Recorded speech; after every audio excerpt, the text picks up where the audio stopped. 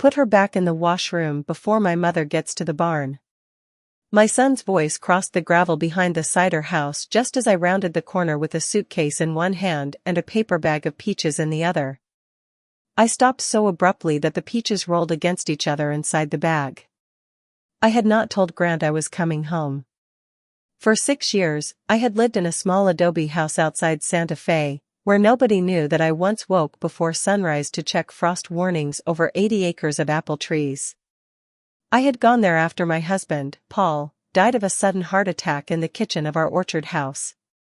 I told people I needed dry air, wide skies, and a place where every wall did not remember him. The truth was less graceful. I could not bear to look at the empty chair at the end of our dining table, so I fled from the life we had built. I left Juniper Hill Orchard in my own name. Grant managed the daily work through his event company, which rented the barns for weddings, markets, and corporate retreats. I still owned the farmhouse, the cider house, the horses, the land beneath every row of trees. But I let him make nearly every decision because I had confused stepping away with trusting him. That October morning, I had driven up from Philadelphia after a family funeral and decided, at the last minute, to spend 2 quiet days at the orchard before flying west again. I wanted to see the late apples hanging red beneath the leaves. I wanted to stand on the porch without someone offering me a spreadsheet or asking whether I planned to sell. Instead, I heard my son give an order that made no sense. "Grant?" I called. Silence. Then a woman's breath caught behind the old cider house. I walked faster. The washroom sat below the building's rear stairs, a narrow concrete space where workers once rinsed crates before the orchard installed a modern processing line. The original drain still ran through the floor. Years ago, Grant had said he was turning it into locked storage for decorations and electrical equipment. He was standing outside its steel door. At 37, Grant had become the version of success that small towns liked to praise. He wore tailored work shirts, clean leather boots, and the easy public smile of a man who handed out free cider at school fundraisers. The local paper had photographed him beside a ribbon cutting for a youth agriculture program. He spoke on panels about preserving family farms. Brides who rented the orchard called him organized and charming. The face he turned toward me was neither organized nor charming. His hand was still on the new sliding bolt outside the washroom door. "Mom," he said. "Who is in there?" For a second, he looked like the boy who had once tried to hide a broken window behind his back. Then his eyes went flat. "Mariah is having one of her episodes." Mariah was my daughter-in-law.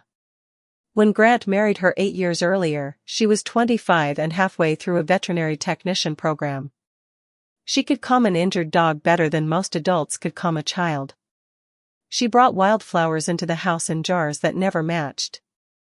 She loved our old chestnut mare, Tessie, even after Tessie became arthritic and opinionated enough to bite anyone who tightened a girth too fast. Mariah used to call me every Sunday. She sent photos of Tessie wearing ridiculous fly masks and left voice notes about her classes. Then the calls became messages. Then the messages stopped. I had blamed grief, distance, and the ordinary drifting that happens after a family loses its center. "What episode?" I asked. Grant glanced at the door. "She has been unstable since the miscarriage." "You know that." I did know Mariah had suffered a miscarriage 2 years earlier. Grant had told me she was having a difficult time and did not want visitors. I had mailed a card, a soft blanket, and 3 messages that were never answered. "Open the door. Mom, please. You have been gone a long time. You don't know what it is like when she gets like this. Open it." His jaw tightened. "She ran toward the road yesterday. She screams at the staff. She says people are poisoning her food. I am trying to keep her safe until she settles down." From the other side of the steel door came a faint scraping sound. Then I heard Mariah say my name. Not Mrs. Warren.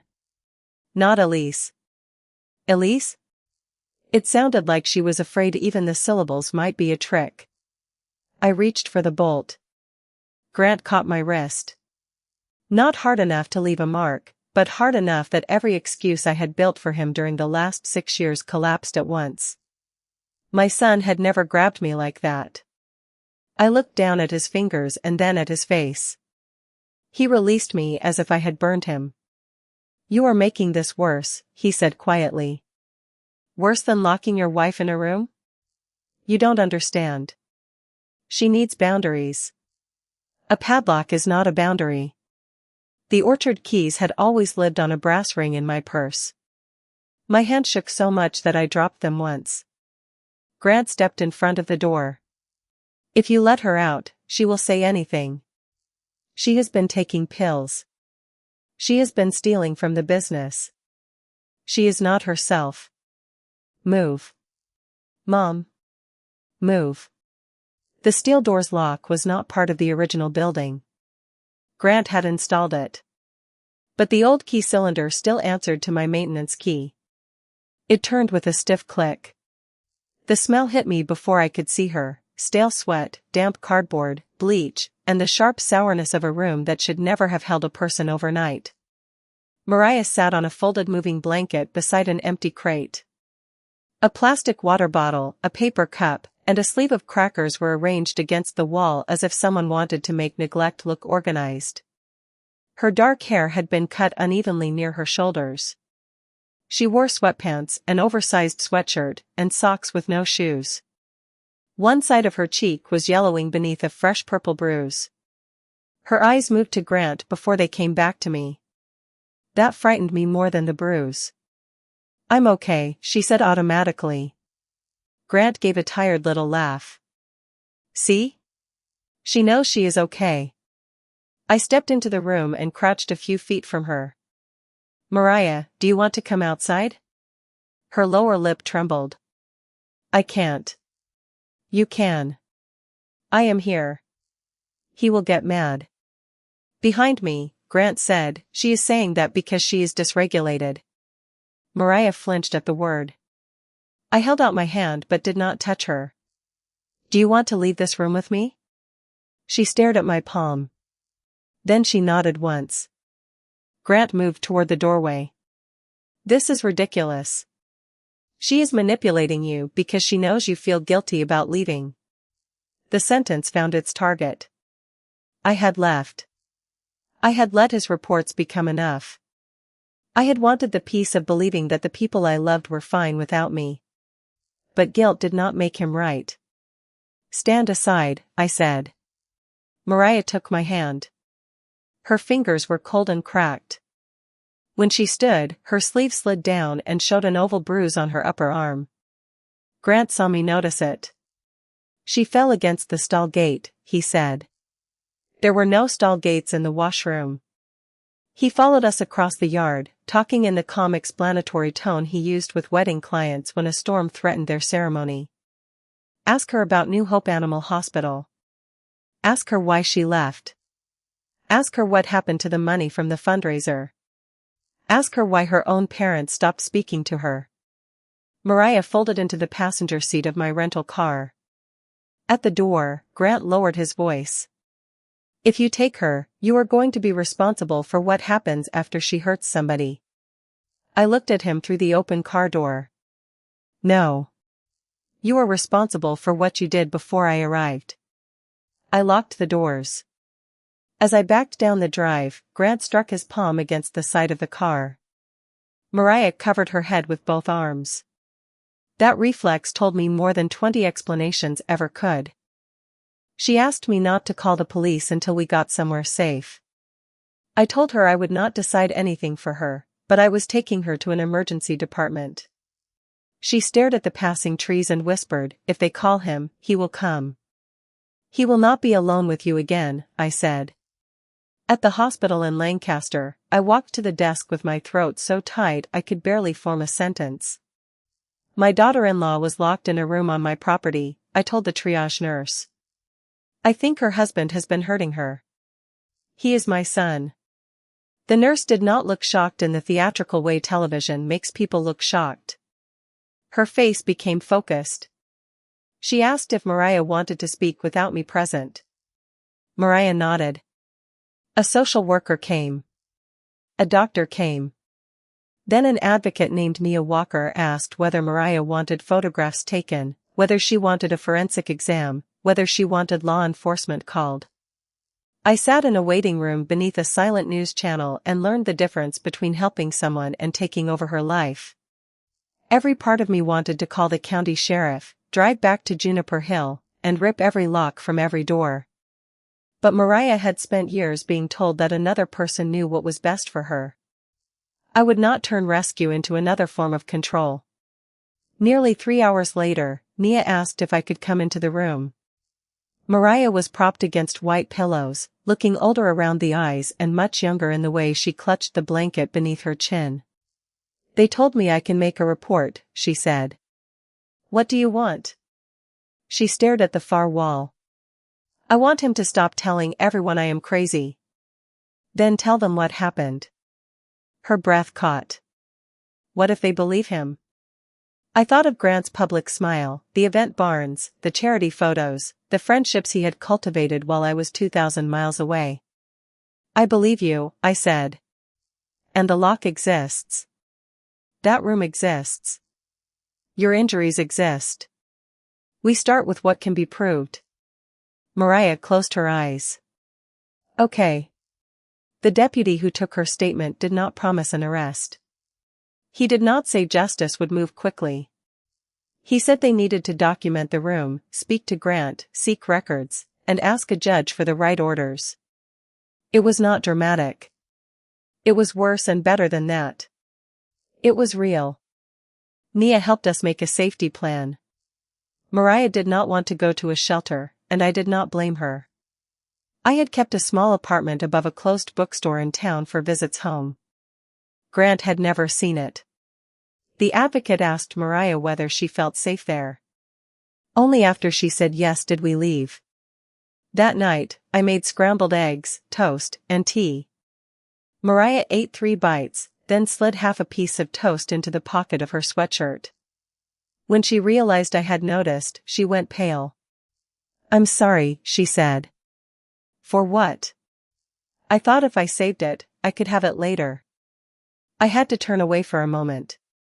You never have to save food from me, I said. There will be breakfast tomorrow. And lunch. And whatever you want after that. She began to cry without a sound. I waited until she reached for my hand. How long? I asked. The washroom? Since last winter. Not every day. And before that? Before that, he made me sleep in the office sometimes. Or in the old trailer by the south field. He said I needed to learn not to make a scene. Why didn't you call me?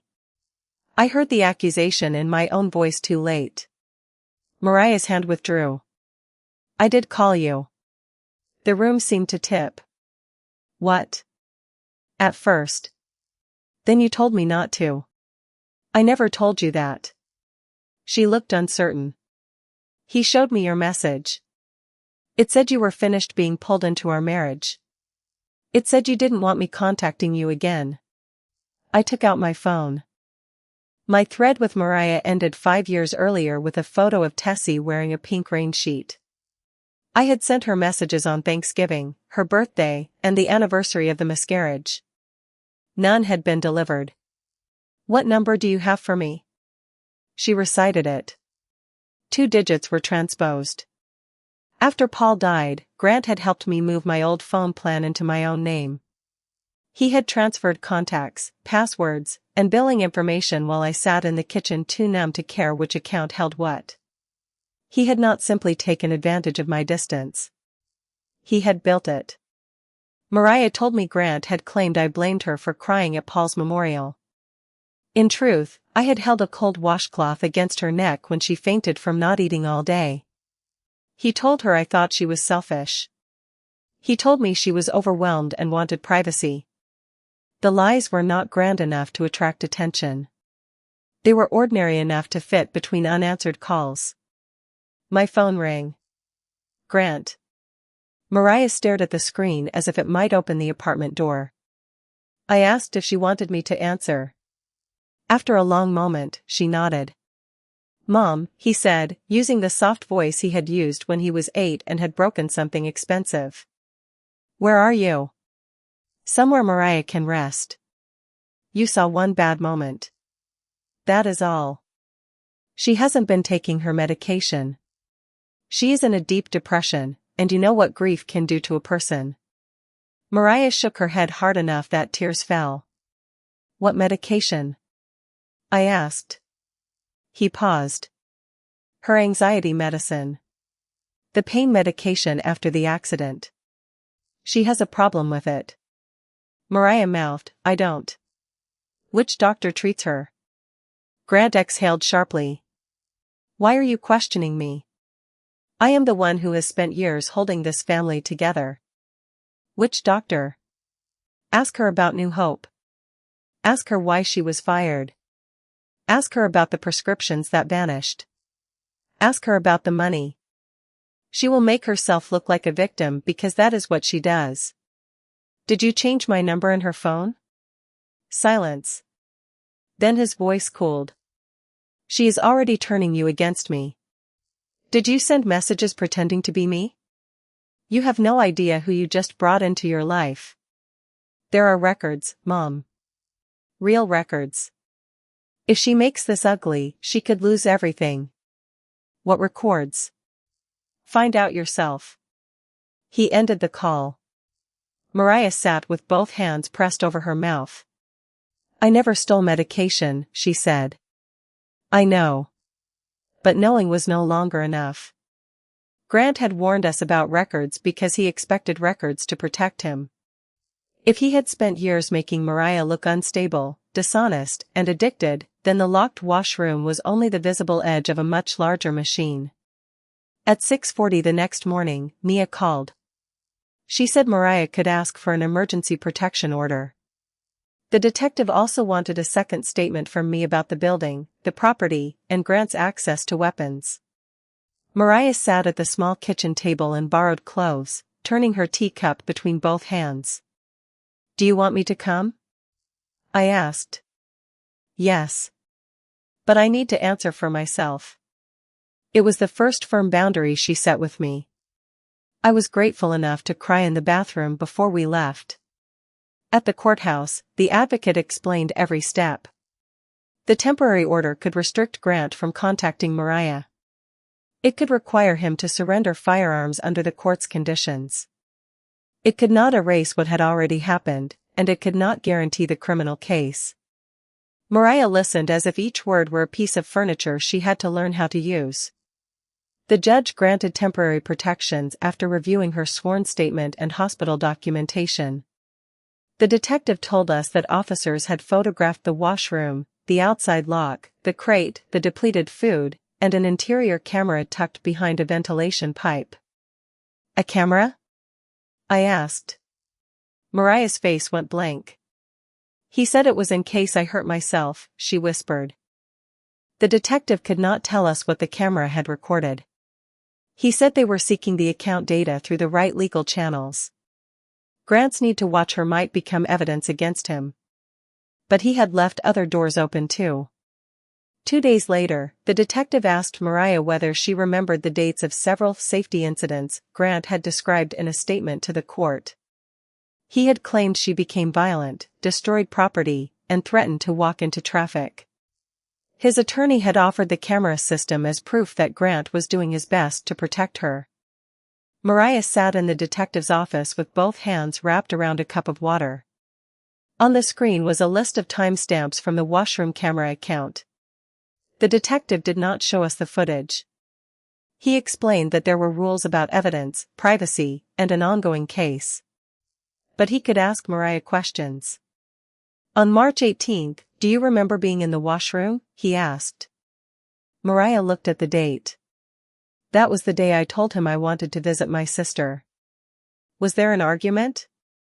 He said I was getting hysterical. I wasn't. I was crying, but I was sitting in the kitchen. The detective looked down at his notes. The footage begins 14 minutes later. Mariah's fingers tightened. What about April 2nd? That was when Tessie colicked. I wanted to call the emergency vet. Grant said I was panicking everyone. And the room? He put me in there while he called the vet. He said I could come out when I stopped making it about myself. There were 19 dates on the list. Not 19 dramatic crimes. Not 19 scenes anyone would make a movie about. 19 afternoons and nights when Grant had reduced a woman to a problem he could shut behind a door, then selected only the part of her fear that made him look reasonable. The detective said the raw account history could show when recordings began, stopped, and were downloaded. He did not promise it would prove every moment. He did not need to. Grant's own system had created a pattern that was hard to explain away. When we left, Mariah stood in the parking lot without speaking. What are you thinking? I asked. He always said I was too emotional, she said. But he filmed me after he made me afraid. I wanted to say something fierce and comforting. Instead, I said the truest thing I had. That is not proof that you were unstable. It is proof that he knew exactly what fear would look like. Mariah asked whether Grant still had access to my phone account. I had not considered it. I had made him an authorized user years earlier and never removed him. From the courthouse parking lot, I changed my phone password, email password, bank password, cloud password, and the login for Juniper Hill's accounting system. That last one made my stomach tighten. My account still worked, but my permissions had been changed. I could see monthly statements and little else. He did this, I said. Mariah looked at the screen. He paid me through the orchard. For what? Bookkeeping at first. Then staffing, vendors, inventory. He said it was easier if he handled my pay because I wasn't well. Did you receive a paycheck? She laughed once, without humor. He said it went into our household account. I stopped seeing that account in 2022. I called the accountant who had prepared our orchard taxes for 18 years. Her name was Brenda Liu, and she sounded genuinely surprised to hear from me. Elise, she said, I thought you sold Grant your interest. The floor beneath my feet seemed to move. I sold nothing. He told me you had transferred operations to a new holding company. His CPA sent a letter 2 years ago. I assumed you had made a private family decision. I had signed no such papers. Brenda told me to call a lawyer before I opened or moved anything. She referred me to a property attorney named Daniel Price, who had experience with family businesses and financial fraud cases.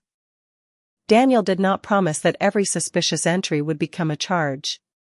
He said that was not how good lawyers worked. Separate what you know from what you fear, he told us in his conference room. The criminal investigation will follow its own path.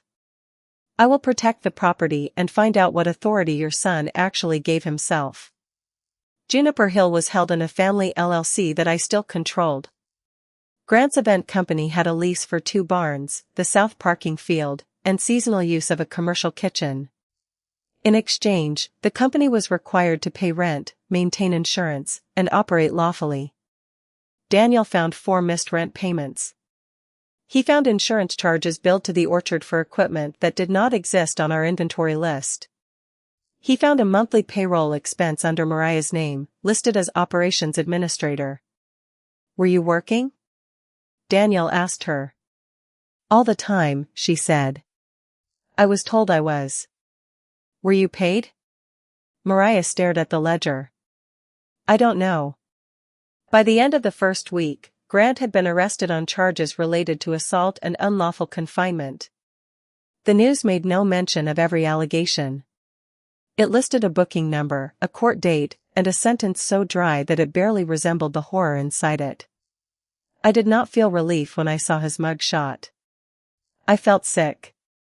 He looked angry, not afraid. The shameful maternal questions arrived anyway. Had he taken his blood pressure medicine? Did he have clean clothes? Did he understand how serious this was? Then I saw Mariah folding a napkin around crackers she did not need to save anymore. Love did not disappear because someone did harm. It simply stopped being a defense. Grant's attorney came to the protection order hearing with a careful version of the story. He did not call Mariah a liar outright. He was too skilled for that. He asked whether she had taken pain medication after a riding accident. She had. He asked whether she had once driven away at night without telling Grant. She had. He asked whether she had periods of anxiety after the miscarriage. Of course she had. Each true fact was lifted out of context and offered as a false explanation. Then he asked about the washroom. Mrs. Warren, there were times you entered that room on your own, correct? Mariah's hands tightened around the tissue in her lap. There were times I went in because he said if I didn't, he would hurt Tessie. The courtroom went quiet. He threatened a horse? He said Tessie was old, expensive, and only alive because he allowed it. He knew I believed him. And did he ever actually harm the animal? Mariah looked at the judge instead of the attorney. He did not have to. He made me understand that anything I loved could be made unsafe. The judge extended the protections. Outside, Mariah walked to the alley behind the courthouse and threw up beside a recycling bin. I held her hair until she stood again. I thought speaking the truth would feel brave, she said. It can feel terrible and still be brave. I hate that he is still inside my head. Then we give you new things to put there. We started with small things. A phone registered only in her name. An email account Grant did not know. A bank card that lived in her wallet, not in a desk drawer. At a grocery store, I asked her which cereal she wanted. She stood in front of the shelf for so long that an employee stocking yogurt asked if she needed help. Anything is fine, she said. That isn't what I asked. Her face broke open. She chose a box of honey oat squares. We bought 2. The next day, Daniel sent us an email from New Hope Animal Hospital. Mariah had not been fired. For years earlier, a resignation message had been sent from her personal account. It said she was entering inpatient treatment for prescription drug addiction and wanted the clinic to stop contacting her. Mariah read it twice. I never wrote this. The clinic had offered leave, counseling resources, and a return date. A second message from her address declined every option. Grant had changed the password to her email after her riding accident, claiming someone was trying to break into it. The hospital also turned over pharmacy information through the investigators. Mariah had been prescribed pain medicine after a fractured wrist. Some refills were legitimate. Others were not. Several records showed medication picked up at a pharmacy beside Grant's event supply warehouse. At least 3 sign-out logs used Grant's driver's license number. Spouses often pick up prescriptions for one another. The detective reminded us of that. But it tore apart Grant's claim that Mariah had been secretly spiraling through pharmacies without him knowing. The files from New Hope exposed another part of the story. Mariah had gone to a grief counselor 5 months after the miscarriage. In the first session, she described trouble sleeping, anxiety around Grant, and feeling pressured to surrender her phone and bank card. The counselor recommended individual therapy and gave her a list of domestic violence resources. Mariah had never seen the referral list. Grant attended the next appointment despite the counselor's request to meet Mariah alone. He told the office Mariah was too distressed to manage paperwork. The receptionist, who remembered him only because he had been unusually insistent, said he stood beside Mariah while she signed a release allowing him to receive billing notices. The release did not authorize him to direct her treatment. It did not make him her guardian. But it gave him enough access to learn when appointments were scheduled and to tell Mariah that the counselor had decided she needed more medication instead of more conversation. I thought she said that? Mariah whispered after the detective read the note aloud. The counselor had not. She had written the opposite. That discovery wounded Mariah in a way the police report had not. The locked room was visible. A false sentence from a counselor had lived inside her for years. For 2 days, she barely spoke. Then she asked Nia to help her find a therapist of her own. At the first appointment, she came home angry. I braced myself for bad news. She asked me what I wanted from therapy, Mariah said. I told her I didn't know. She said that was allowed. It was such a small permission. It shook her more than either of us expected. The therapist did not promise to make the memories disappear. She taught Mariah how to notice when an ordinary sound sent her body back to the washroom. She taught her to name 5 objects in a space, put both feet on the floor, and ask whether a locked door was truly locked before assuming it was. The first time Mariah used those tools at the apartment, she called me afterward. I heard a delivery truck stop outside, she said. I thought it was him. Then I looked out the window. It was the mail. What did you do? I made tea. I stayed in my own kitchen. No jury would ever hear that as evidence. But to me, it was one of the first real victories. 1 month after I opened the washroom door, Mariah's parents arrived from Michigan. I had expected a reunion to repair something. It did not. Her mother, Robin, stepped out of the car with both hands over her mouth. Her father, Stephen, looked as though he had aged 10 years in the time it took to park. We emailed you, Robin said before she could stop herself.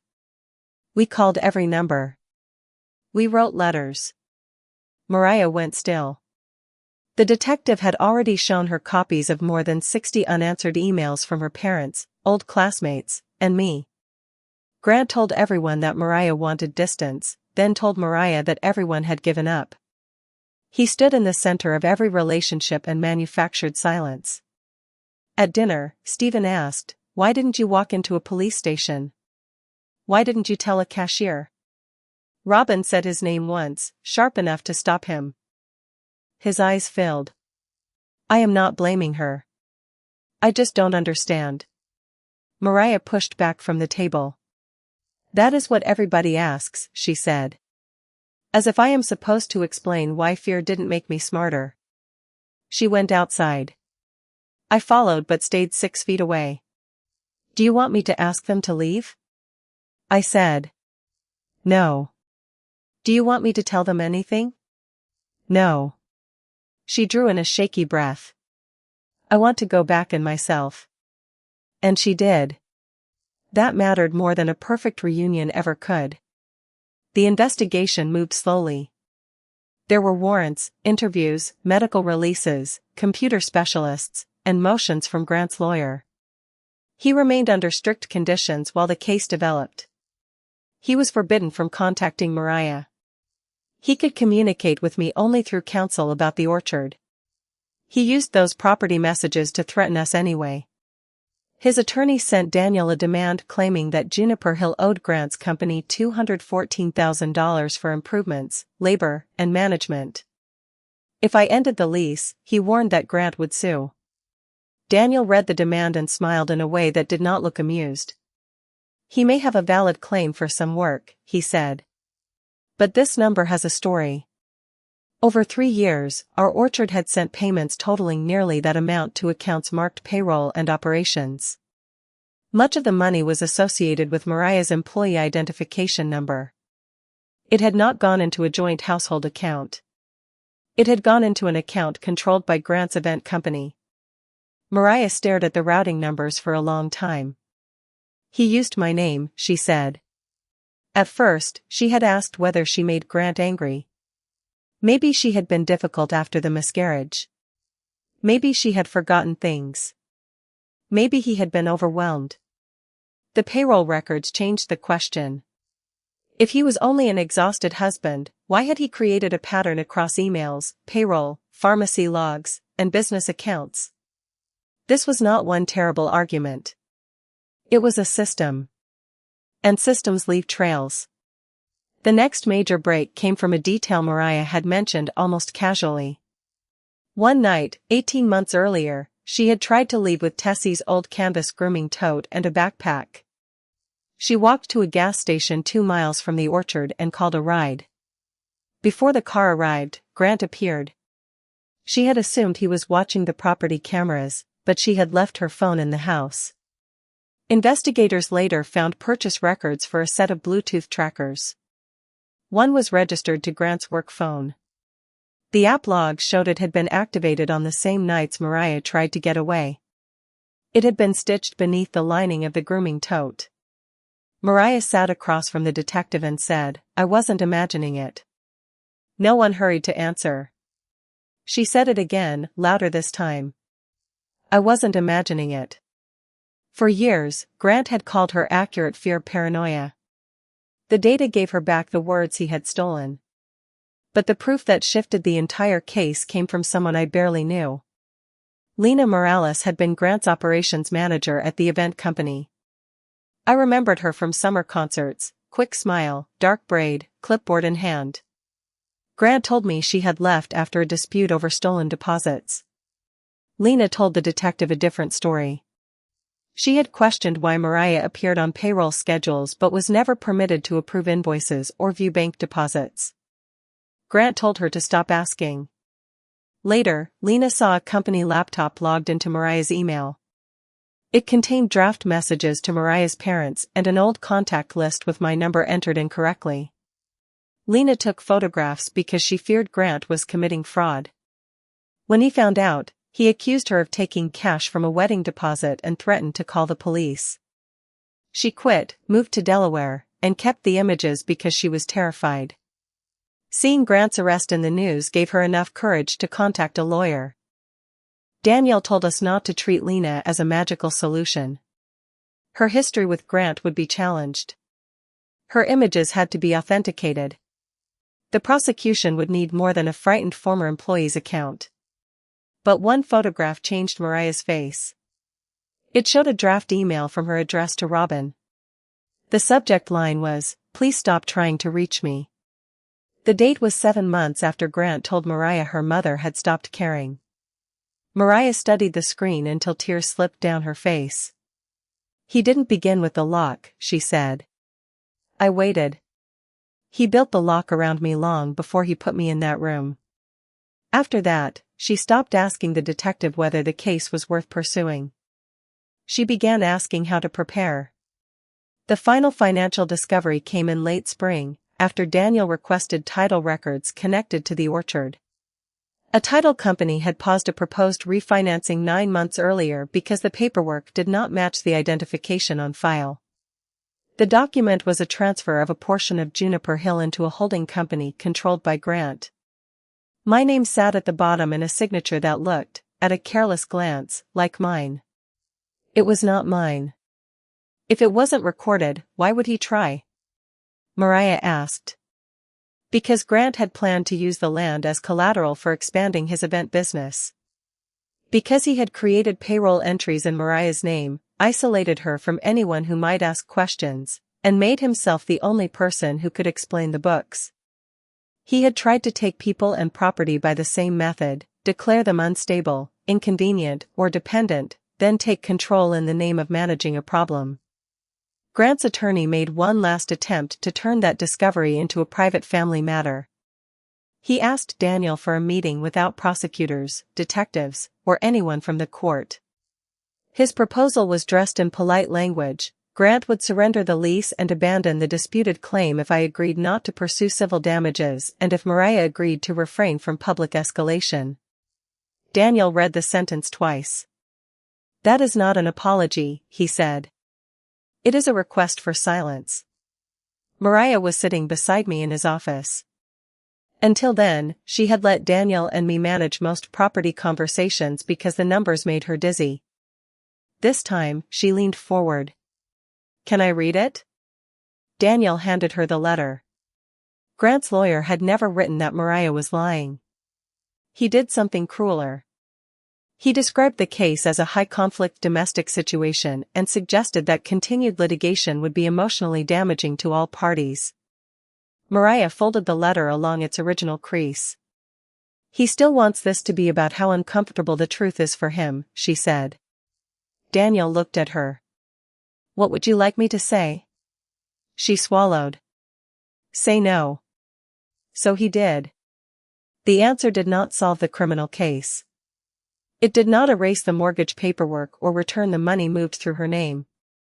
But it was the first time Mariah made a decision about Grant's power without asking whether he would punish her for it. Afterward, she asked if we could drive to Juniper Hill. I almost said no. The detective had told us not to visit the buildings without a reason while certain evidence issues were pending. But Daniel confirmed that the orchard's public areas were open to me and that Grant was not there. We drove only as far as the east pasture. Tessie stood under an ash tree, leaning into the sun. When she saw Mariah, she raised her head and gave one hoarse little whinny. Mariah began to cry. I thought he would sell her, she said. He couldn't. She is mine. Mariah looked at me, then at the mare. No, she said gently. She is hers. It was a correction I needed. For years I had thought ownership meant protection. But Tessie had been safe only because the people around her chose to be decent. Mariah had not needed to belong to me in order to deserve safety either. We stood by the pasture fence until Tessie lost interest and went back to eating grass. It was not a dramatic reclaiming. It was 10 quiet minutes in the place where fear had once directed every movement. On the drive home, Mariah said, I don't want the orchard. I just want to know I can leave it whenever I want. You can, I said. For the first time, she believed me. I revoked every authorization Grant had at Juniper Hill. Daniel terminated the lease under its terms. A neutral inventory company removed event equipment from the barns while a sheriff's deputy watched from the drive. I hired a new orchard manager and a new accountant who answered directly to me. It was not a family shouting match. It was paperwork, keys, contracts, and hard boundaries. For the first time since Paul died, I was no longer hiding from the orchard I owned. Grant's attorney accused me of acting from spite. I put the letter in a file and answered through Daniel. Mariah began to answer her own life the same way. She found a credit card opened in her name with a balance of $11,860. She did not sob. She printed the statement, opened a folder, and asked, "Who needs copies?"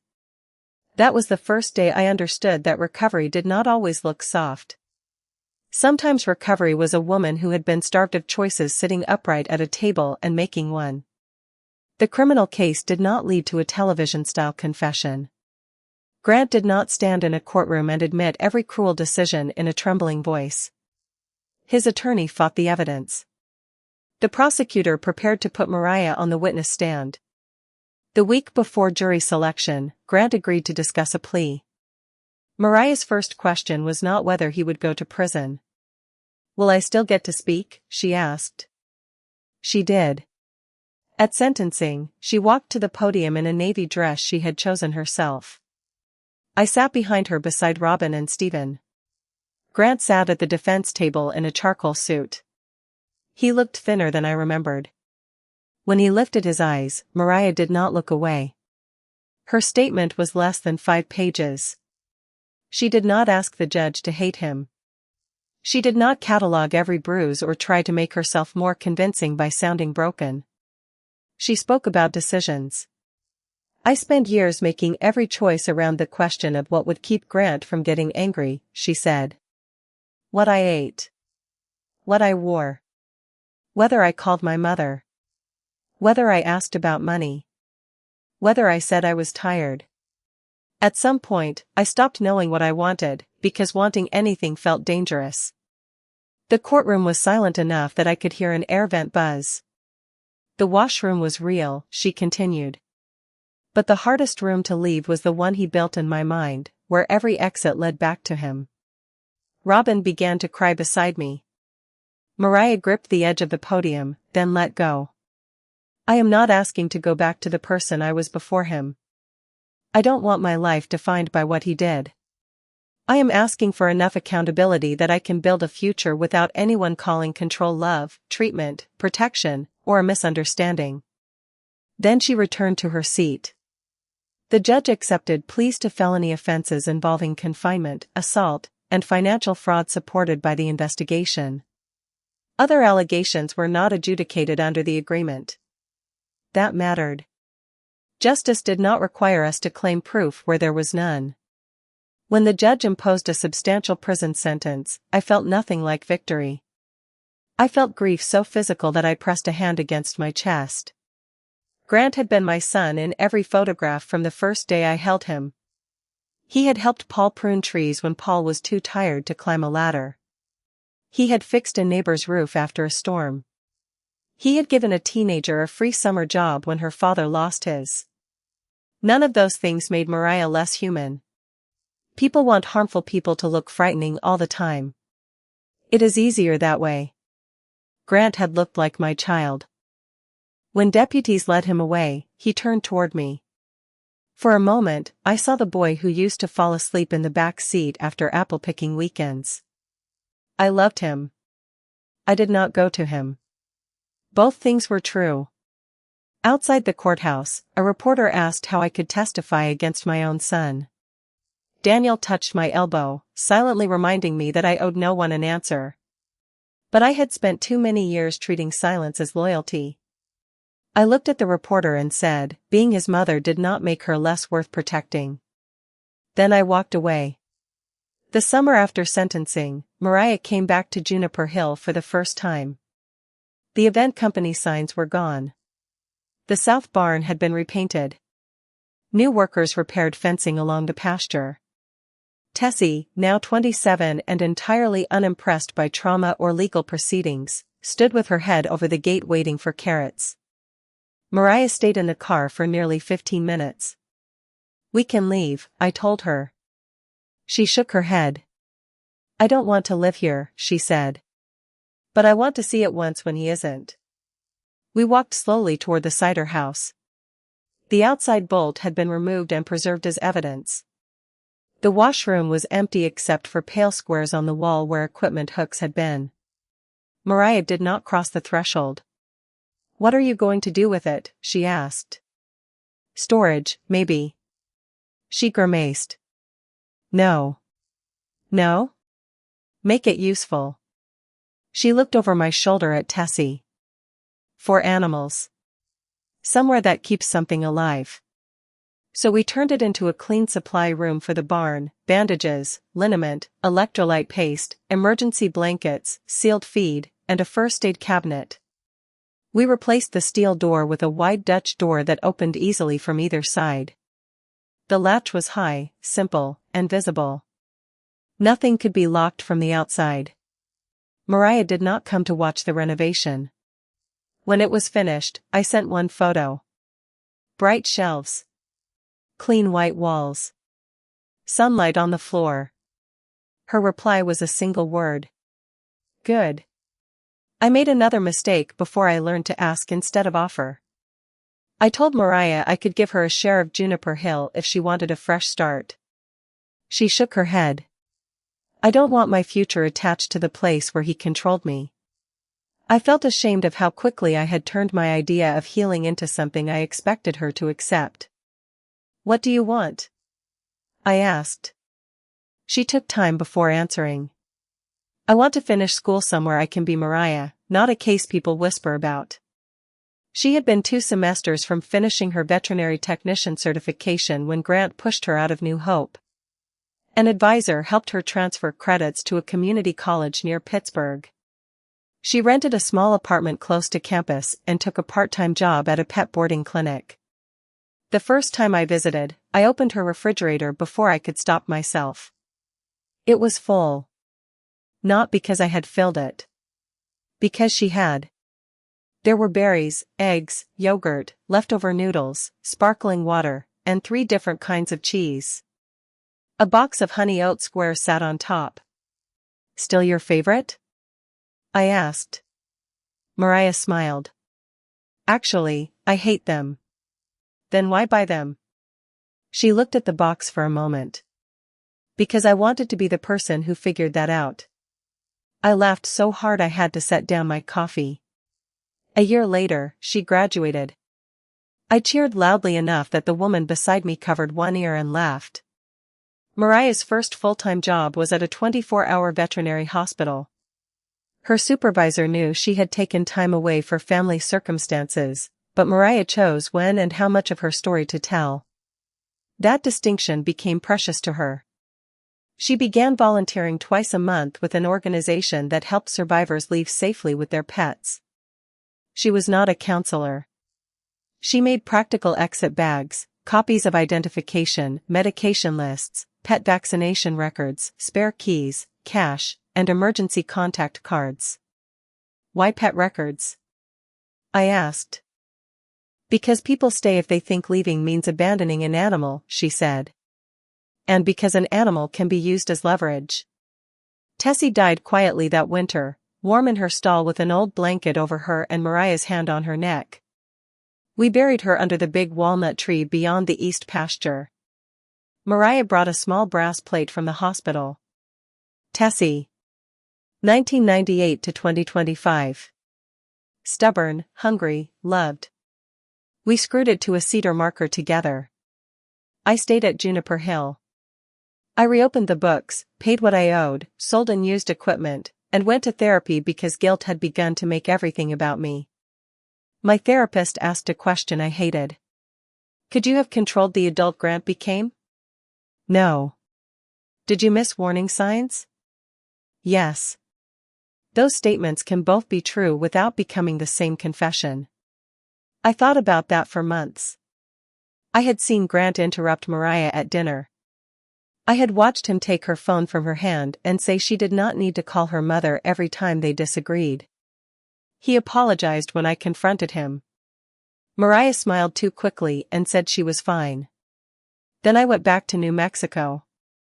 I will always regret not looking harder. But regret is only useful when it changes what you do next. Mine changed mine. Grant wrote to me from prison 10 months after sentencing. The first letter blamed stress, Mariah's mental health, my abandonment, the lawyer, the prosecutor, and every person except Grant. I put it in a drawer. 3 months later, another letter arrived. It was shorter. He did not apologize. He wrote that he had joined an accountability program and was beginning to understand that having reasons did not make his actions justified. I read that letter twice. I did not send it to Mariah. I called her first. Grant wrote again, I said.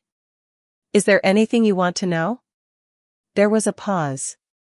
Is there anything I am legally required to know? No. Then I don't want to know. Okay. Her recovery did not need to be built around his insight.